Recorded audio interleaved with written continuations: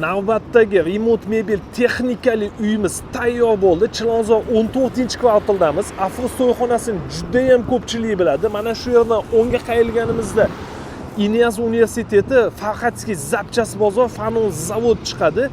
Chilonzor metrogacha 5 daqiqalik yo'l. Bu tomon Farxatskiy chiqish yo'li.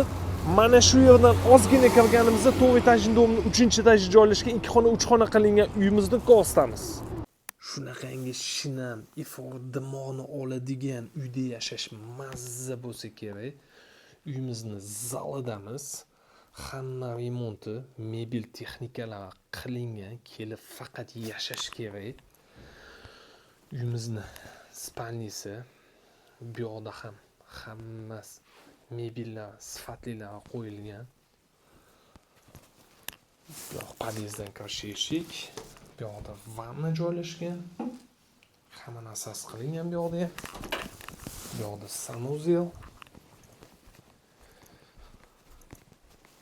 Kuxnyamizning joyi 3-xona sifatida detskiy qilingan.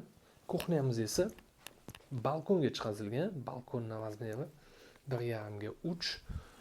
Bu uyimizni sizlar uchun $74,500 qilib beramiz. Pastga raqamlarimizni yozib qo'yamiz. Albatta aloqaga chiqinglar.